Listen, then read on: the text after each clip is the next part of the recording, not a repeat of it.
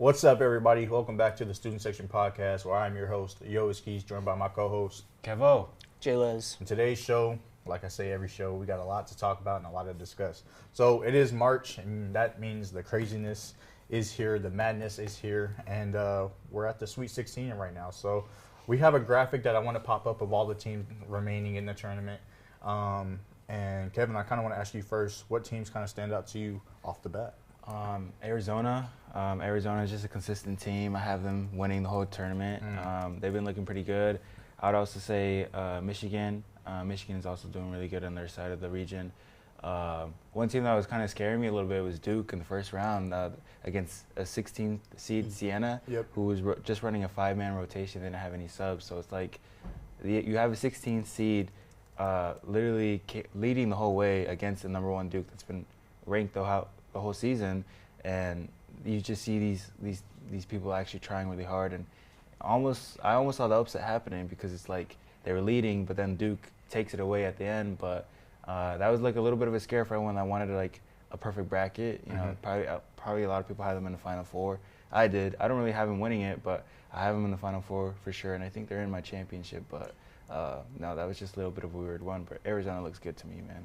Yeah, I am a Duke fan. I don't know if I've ever said that on the show before. I've been a Duke fan since Tyus Jones and all they were playing. But, yeah, it did scare me. On that Siena game, John Shire definitely got outcoached. They do have a lottery pick up there, and Boozer, well, I guess they got the twins. Cameron Boozer. Yeah, Cameron Boozer.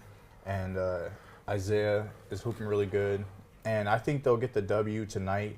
It's going to be a battle of the backcourt because obviously Duke has a better matchup in the front court, but it's just going to be how well can the guards defend and make sure the shooters aren't getting anything. Another team I want to talk about is local, us, Iowa, Nebraska. Big game for our boys across the road, right? They pulled off the somehow lucky prayer win. What's his name? Tyler Tanner. Tyler Tanner. Tyler Tanner almost made that to game. He's a bucket. He's a straight bucket. He was hooping. Yeah, so shout out to Vanderbilt because they got some hoopers. But Frager, Price Sanford. Yeah. That boy can shoot the lights out. I mean, that guy can shoot from pretty much anywhere. It's green. What's his name? Number 9. I don't know how to pronounce his name. They call him Barricade, but Barricade beat the Joe. Oh, yeah. Berkey. Yeah. Hopefully we can get a big game out of him. Yeah. Lawrence, we need a big game out of him. Jacob, kind of talk to us. How do you think this game is going to go?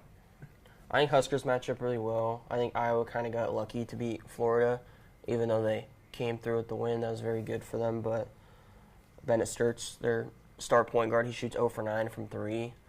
I don't really see that happening again, but if he does go cold again, can they somehow combat the Husker shooters like you named, Price Sanford and Braden Frager and Sam Hoiberg, dishing assists, and Rink Mast and all those guys. So it'll just be finding a way to kind of chip away at the Huskers' lead, like I think the Huskers will lead a lot of the way.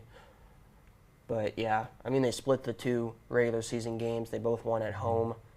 The Huskers looked very well in the regular season finale against them. Even though it went to overtime, they kind of controlled the game the entire way. Iowa needed a late run to force overtime. So I think the Huskers are pretty favorable here.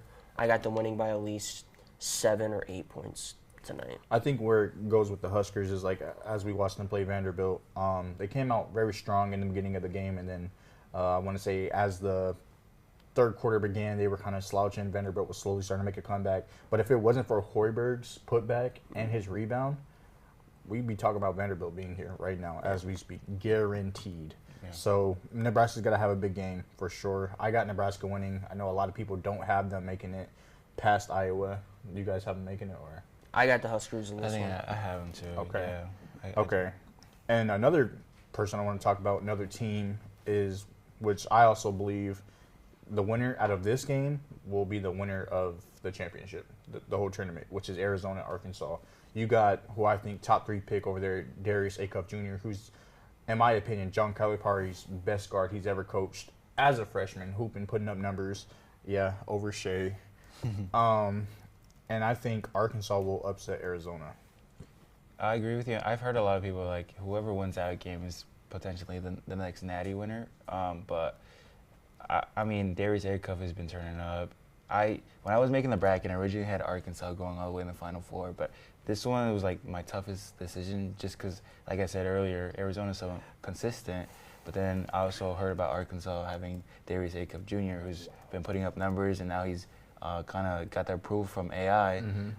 So like the ceiling's higher up for him. You know, I think everyone's expecting him to turn up against the #1 Arizona team. But I also think whoever wins that one honestly has the best potential to be the champion.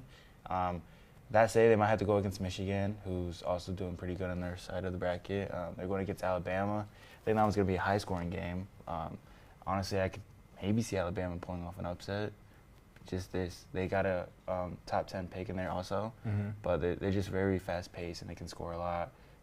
But you know, on the other side, Duke and St. John's is going to be great, but yeah, no, Arizona and Arkansas is going to be probably the toughest one I will see. Yeah, Arizona's one of those teams that likes to run man a lot, but when you're playing a guy like Darius Acuff Jr., you're just going to have to run zone. You're going to have to run a 2-3, 1-2-2, something to not let him have his way. You're going to have to blitz him early. That way he does not get off to a hot start, because the last thing you want to do if you're Arizona is play catch-up, especially with a player of that caliber. So what are your thoughts on the game?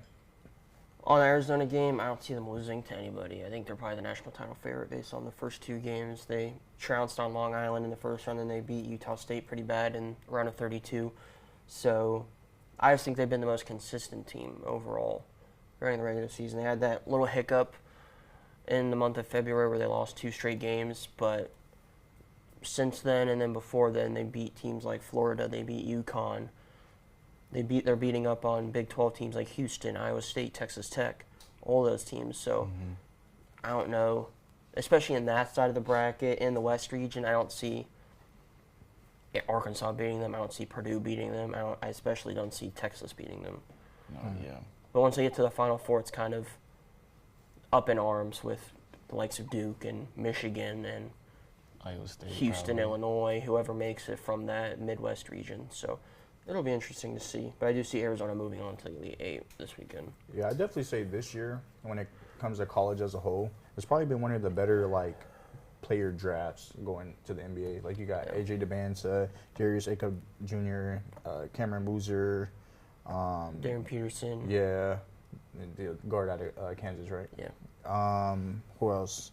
Kid from Illinois, Kyle. Keaton Wagler. Oh my gosh, yeah, that guy's a hooper too. He's tough.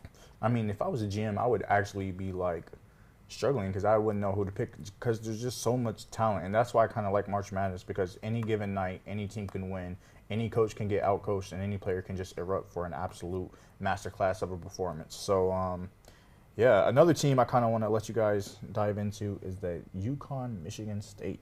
Oh yeah, that was gonna be good. I think Michigan State just always pops off.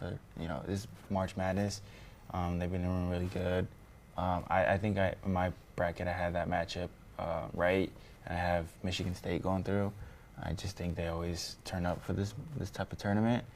Plus the coach that they have is just known for doing very well. Then they have Jeremy Fears, who's doing pretty good assisting the team. He's not being so selfish with the ball, kind of dishing out. I mean, throughout the whole country, he was ranked #1 with the most assists. So you're just gonna see him playmaking a lot. It's gonna help Michigan State out. Probably at the end if they need it. What about you? UConn, Michigan State. I want to give a little rebuttal to what you said, and Dan Hurley is a way better coach than Tom Izzo ever was right now, just because his championship pedigree. But I also do have Michigan State winning this game, just because I'm not that high on the Huskies right now, just based on their performance in the Big East Conference. They're not at that upper echelon of past UConn teams like we've seen in 2021 and 2023, and even last year when they gave Florida a run for their money in the round of 32. Like, they lost to Creighton in the regular season. They lost to Marquette in the regular season. Do you think UConn has the greatest buzzer beater in the tournament ever with Kemba Walker? No. No? Who do you think the best buzzer beater is?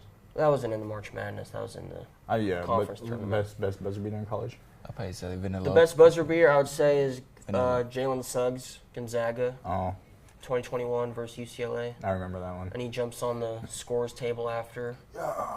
Yeah, that was pretty. And I watched that live, too, so that kind of is a little bit biased because I just watched it live, but that was pretty good.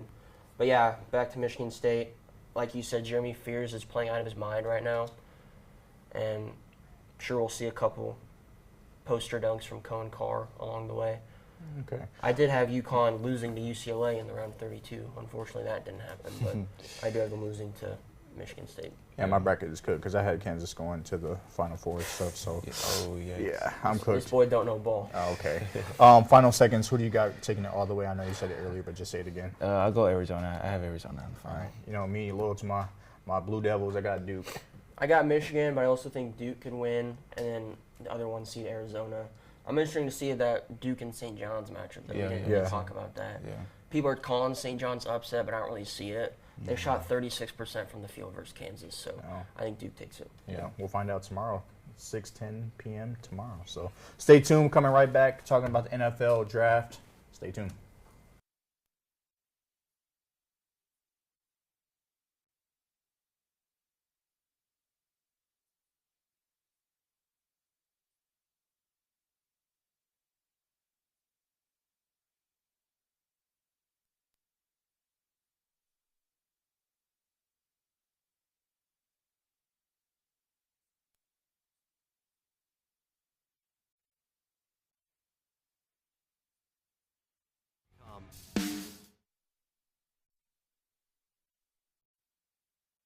NFL upcoming draft. So a lot of lottery picks, key players. Start the opening again. Okay. What happened? Hold on, restart. I heard Lyle yelling. Let Kevin get some water in his system.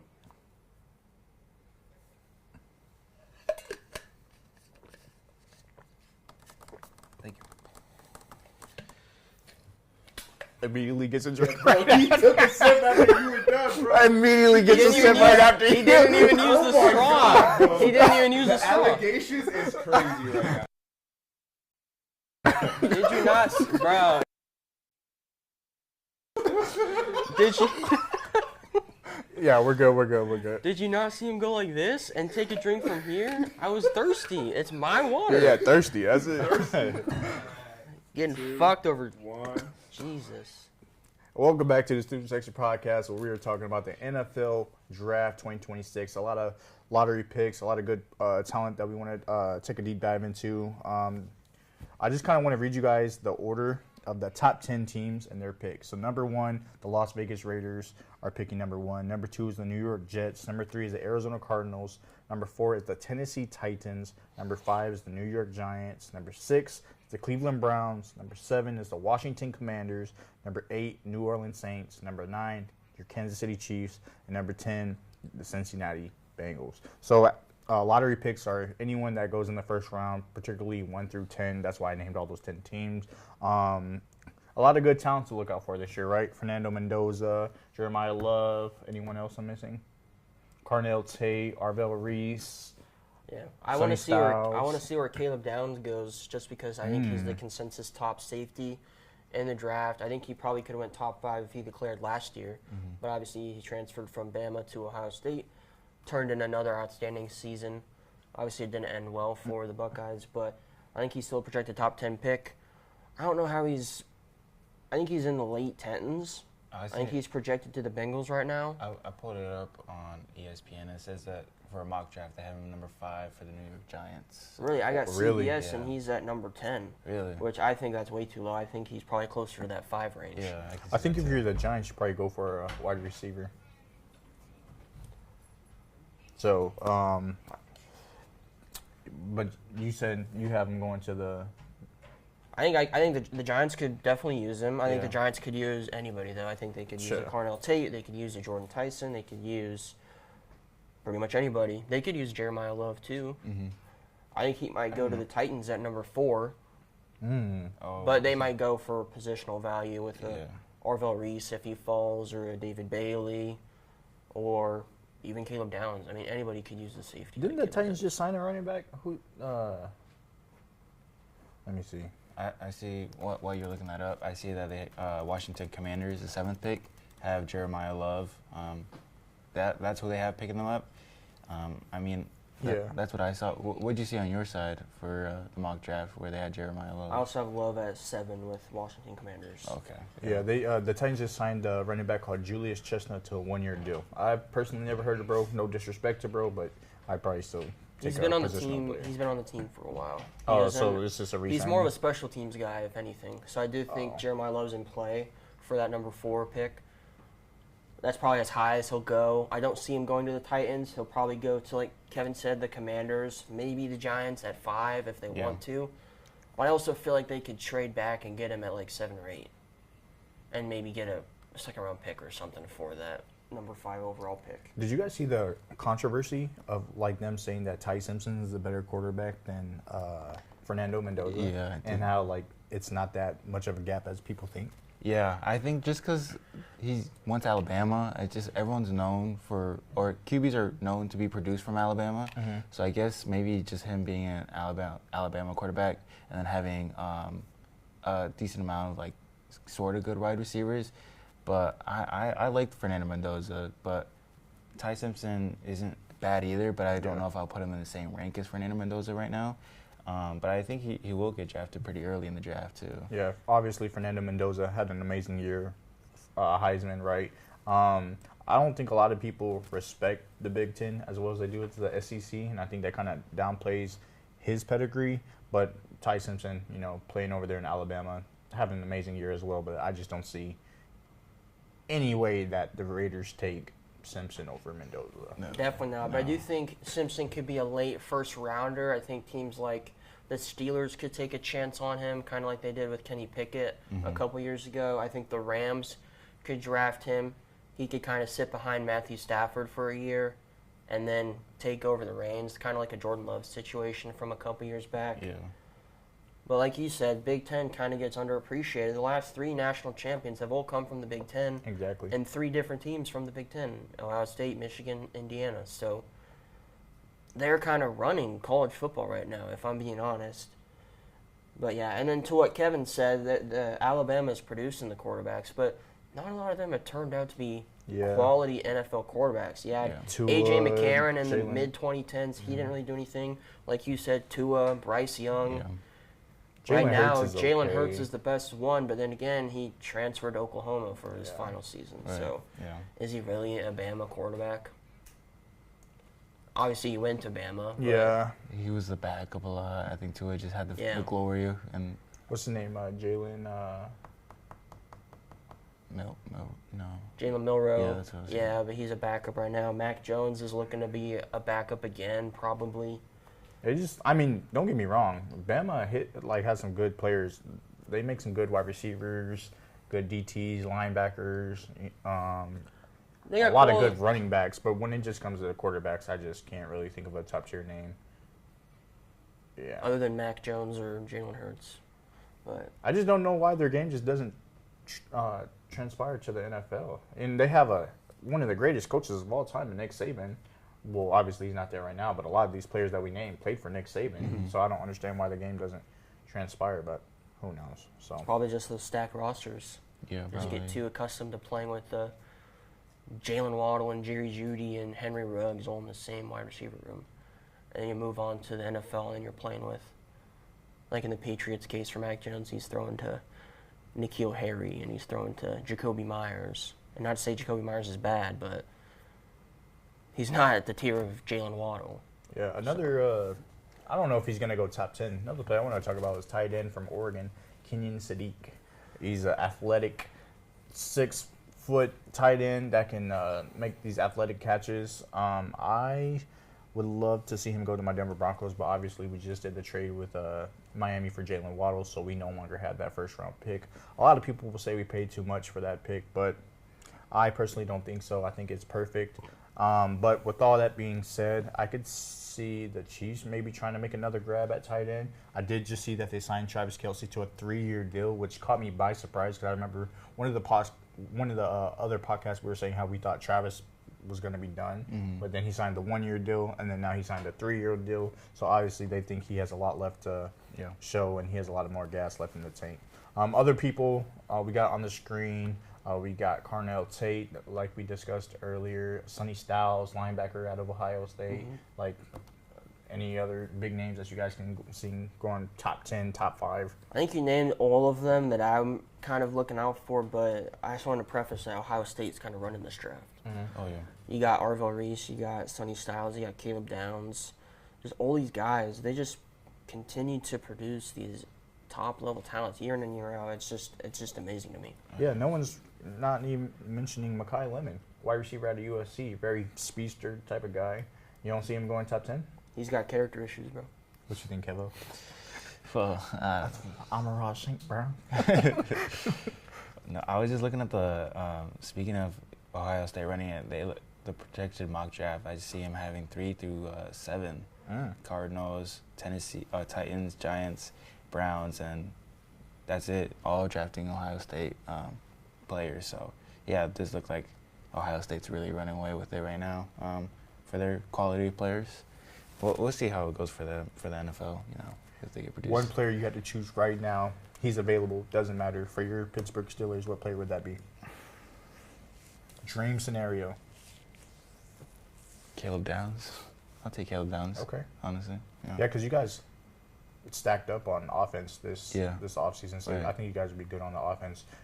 Get some defense, you guys would be set. So Caleb Downs. Yeah. What about you? Obviously, we're Broncos fans. We don't have a first-round pick, Yeah. but if there's anyone there, second round, first round, who would you take? If for some reason we trade back into the first round, I would love Kenyon Sadiq, like you said. That's it. Maybe another receiver like a Makai Lemon, like a KC Concepcion. But realistically, in the second round, I think a home run pick would be Jacob Rodriguez out of Texas Tech. I like that pick. Underrated pick. I might think he could go first. That's what I'm saying. I would he hope could go first, though. I don't So think we have a late second. I hope we trade up in the second round. I could think he'd fall to like the 35 to 40 range. Mm-hmm. People are down on his size, which I mean, at linebacker, I guess that's kind of a gripe you could have, but he just won the Nagurski Award for the best linebacker in college football. So I don't think you can discredit his performance on the field. So I would love that for the Broncos. Yeah. Obviously, me and Jacob are both Broncos fans. Obviously, one of our biggest needs is a tight end because last year we had some good tight ends, but they just didn't produce. We brought in Evan Ingram from the Jacksonville Jaguars. Did not produce, did not even get close to 900,000-yard season. So with all that being said, second round, I'm going for Vanderbilt tight end Eli Stovers. I think he can contribute really well. I think he can catch really good. Obviously, as a tight end, you want to be able to block for your running backs and be able to fill those holes so you can make some explosive plays down the field, whether that's play action, running, yada yada, right? But I'll say Eli Stovers. I think he can be good. Yeah. I think he'd definitely be a good fit for the Broncos. Do we all agree who's going number one? Yeah. Oh yeah, Yeah, for sure. yeah. Ty Simpson. Okay. All right, guys, stay tuned. Coming up next, we do have opening day MLB. Jay Les is going to take over and break down everything about it. Stay tuned. Explore the historic Blackstone district in Omaha, Nebraska. With over a dozen restaurants, bars, and social settings, you can experience everything the iconic district has to offer.